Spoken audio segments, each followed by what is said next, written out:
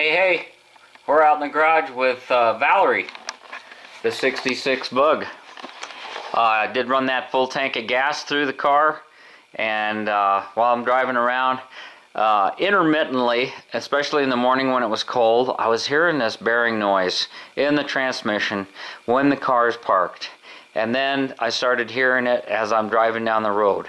I've asked a couple people to ride along with me and tell me if they can hear it, and they can't. I'm going deaf. I do have a hearing problem for sure, and I sort of feel it. It's kind of a seat of the pants. My mind is down inside the transmission because we've been inside that transmission 3 or 4 times between my son and I over the years, and it just seems to be problematic. So I think it's got to come out. That means brakes, axles, got to drop the engine, the whole 9 yards. First thing I'm going to do is caution everybody, when you have your car up in the air like this, be sure you have jack stands, and also take some wheels and tires or wood or whatever you've got handy, put it underneath the car. If you're going to be working underneath it, in case you get to wrestling around, you're going to be dropping a few hundred pounds of engine and transmission out from under the back and start wrestling in a new transmission, and you get to pushing and shoving on things. I doubt that you'd push it off the car, but you just never know. Better to be safe than sorry.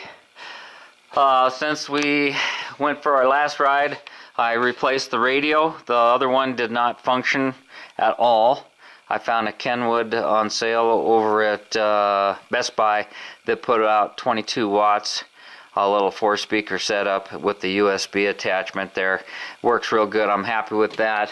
Got some speaker boxes that I'm just going to set back here. And you got to remember, when you're going on trips or at any time, when you have material in your vehicle, if you were to get an accident, all that stuff becomes a missile. It can come flying around. It doesn't matter if you've got seat belts on or not. If you've got stuff flying around inside the vehicle, it could hit you in the head or create problems, and you need to be aware of that.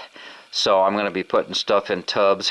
I also ran across this 1.5 quart oil pan. This goes underneath the stock Volkswagen engine case where your oil screen goes, and gives you a little bit extra oil and a little bit surface area for cooling. I may put that on this engine for the trip or indefinitely. And here's our donor transmission. Our friend Bill had this in his dune buggy, told me that it worked great. I spent about $5 at the car wash cleaning it up, and I noticed that a couple of plugs were missing from the side.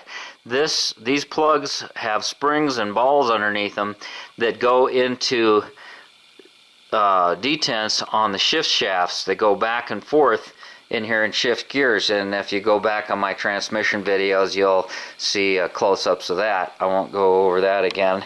The front, when I tipped it up, oil came out. There was a little bit of oil in the bell housing, so I think we're going to have to pry this seal out and change that. I did find a complete gasket set and some axle seals, all this stuff I have on hand. And part of you, a little voice in my head says, well, as long as you have it out, why not just go through it and reseal it? Well, that's all fine and good. And if I didn't know anything about the transmission, I would probably do that. Or if I was having problems with it, I would do that.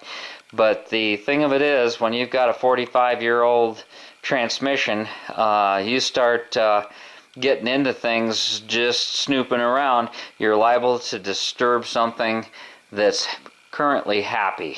And right now the axles, the seals aren't leaking on this.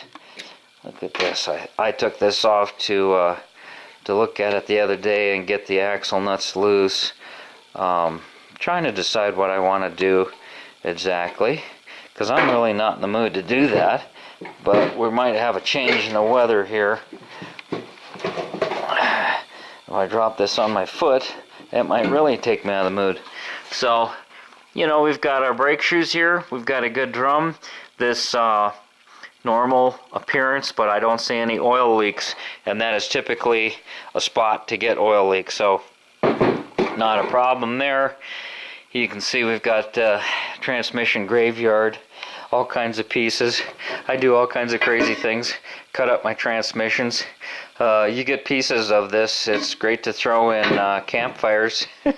Sure makes a bright, smoky fire, I'll tell you that, and you can't put it out. You definitely do not want to put a piece this big in there. You want to just cut off a little corner of something and throw it in there and see what happens. And don't look directly at it. It will mess up your eyes. You need a welding helmet. It's just extracurricular activity to annoy people, but it's fun. So that's where we're at with Valerie. We've got some extra donuts for the torsion arms. I'm not so sure. I'll check those a little closer. Maybe take the cover off. Those go right back in here. That's a major pivot point and a place of wear. So that's what we're doing out in the garage, and I will turn you back on as we proceed. I also wanted to congratulate VW Darren on following through with his surgery. He's been talking about it for a long time, struggling with whether or not to go through with it and trying to find the right people that will actually work with him on it. And I'm glad it's done and behind him now, and it's all going to be better from now on. And our prayers and thoughts go with you, buddy. So the whole Brady family. Also, you know, speaking of the Garage Gang and all our friends, it's not just VWs, it's folks that like to hang out in the garage all around the world. And be sure and check some of the people that comment below on this video. They're good friends of mine, and you join in the fun. There's no membership required, no dues or fees, and we just like to post videos and subscribe to each other and keep up to speed with what each other's doing. And we're always learning new things and trying to share what we're doing out in the garage. So come on and join in on the fun, and thanks for watching. Thanks for subbing. TheEZGZ out.